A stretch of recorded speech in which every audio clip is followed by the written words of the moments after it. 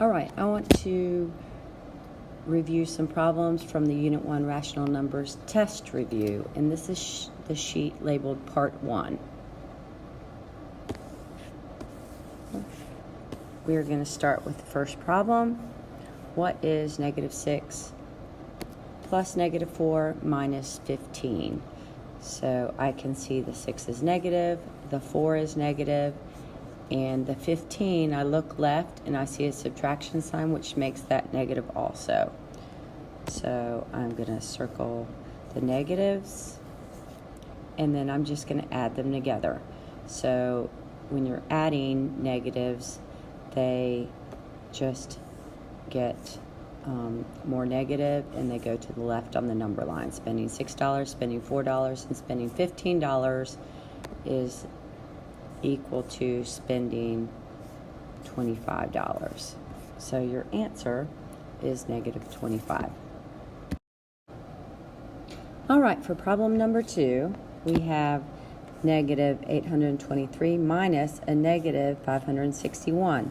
I see a double negative alert, so I am going to circle it, change it to a positive, and I'm going to rewrite. So I have 823 plus 561. That allows me to see it more clearly.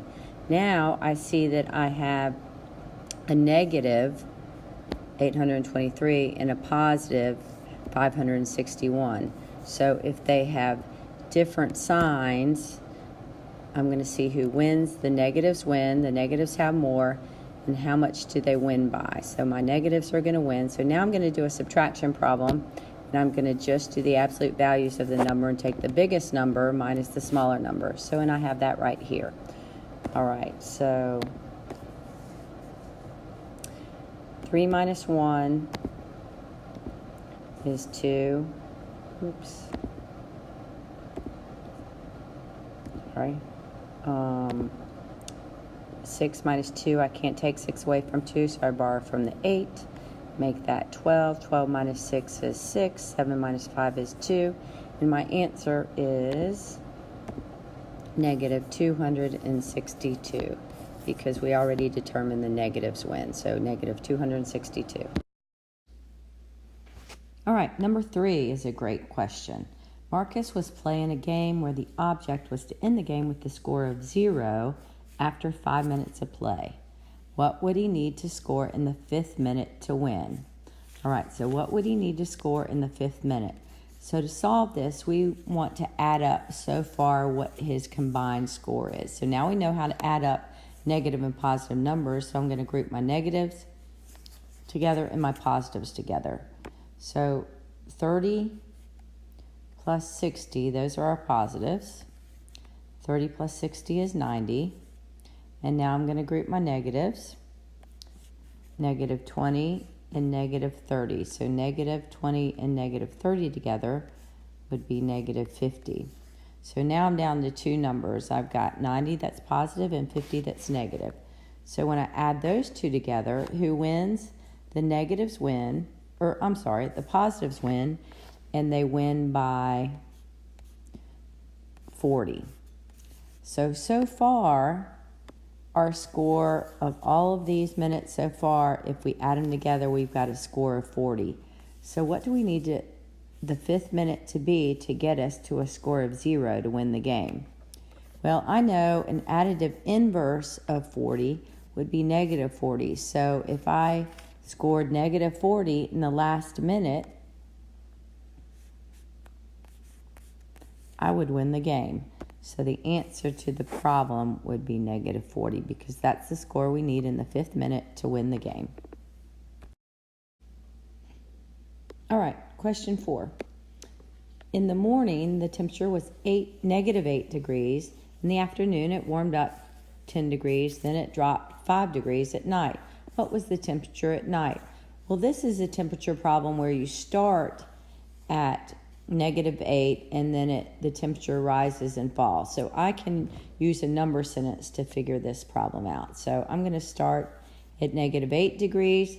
Then we warmed up 10 degrees. So that is going in a positive direction, getting warmer. It's going it's increasing on the thermometer, so that's positive 10. And then it's going to drop 5 degrees. So I represent that as a negative 5. I'll get rid of this arrow here. So now we have negative 8. So negative 8, and we also have a negative 5. So I'm going to group those temperatures, or those degrees. So together, our negatives are negative 13. And then we have a positive 10 right here. So I'm going to add that together with my total negatives. So I've got a negative 8 and a negative 5. That's a total of negative 13. And then plus a positive 10, and then a positive 10. So who wins? The negatives, and they win by 3. So we would end up at 3 degrees. If we started at 8 degrees and we warmed up 10 degrees, it would go above 0 by 2 degrees. And then we drop 5 degrees, so that brings us back down below 0 if we dropped 5 degrees, and we'd end up at 3 degrees. All right, problem 5 is also a temperature problem. If the temperature was 73 degrees in North Carolina and negative 21 degrees in Alaska, what's the difference in temperatures? So the key word here is the difference. So I'm going to see how many degrees is between 73 degrees and negative 21 degrees in Alaska. So I like to draw a thermometer and put my 2 numbers on it. So I always like to put 0 also. So it was 73 degrees in North Carolina, and it was actually negative 21 degrees in Alaska. So how many degrees is between these 2 numbers? So when you're doing a problem like this, you're seeing how many degrees is between 73 degrees and negative 21. So I'm going to start from 73. To get from 73 down to 0, I have to drop 73 degrees. And even though it's in a negative direction, I still just put, I'm dropping 73 degrees. Then from 0 down to 21, negative 21, I'm going to drop another 21 degrees. So if I would add these 2 degrees together, I would get a total of 94 degrees between these 2 numbers. If I wanted to do it as a subtraction problem, because difference means subtraction, I could say 73 minus negative 21, because we are trying to find the difference between the 2. And then I do see a double negative alert. So I am going to change that all to positive. And as you can see now, we're adding 73 plus 21, which again equals 94. So there's 94 degrees difference between the 2 temperatures. I did want to point out the difference between problem 4 and problem 5. In problem 4, you start at a temperature and then the temperature rises and falls. So you can add all those temperatures together. You can write out a number sentence.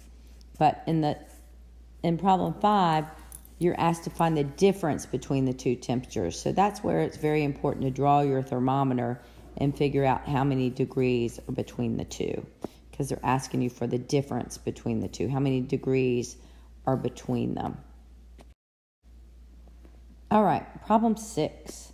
What is the quotient of negative 20 divided by 5? Well, quotient means the answer to a division problem, and it gives us the division sign. So a negative, first I decide my sign. A negative divided by a positive, well, different signs are always negative. So I'm going to write that my answer is going to be negative. And then I do my division. 20 divided by 5. Well, 20 divided by 5 is 4. So my answer is negative 4. All right, problem 7. What is the product of negative 4/5 and negative 5/6? Well, product means to multiply. So I'm going to multiply negative 4/5 times, negative 5/6. Well, first of all, I know that a negative times a negative is a positive. So my answer is going to be positive. Then I'm going to multiply straight across 4 times 5 is 20. 5 times 6 is 30. And now I'm going to reduce. So I need to reduce 20/30ths because I know I can divide it in half. I can divide it by 5, both by 5. But I think I'm going to try to do my biggest number. I'm going to do that down here. So 20/30ths I can reduce by actually dividing both numbers by 10. So if I divide 20 by 10, that's 2.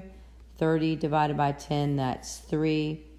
And remember, my answer was positive, so my answer is 2/3. Also, if you have a fraction with 2 zeros, or a 0 on the top and a 0 on the bottom, you can actually just delete each 0 and reduce it that way. As long as you do the same thing to the top that you do the bottom. That's like dividing by 10 anyway. All right. Watch the next video for the rest of the problems on the back of the sheet.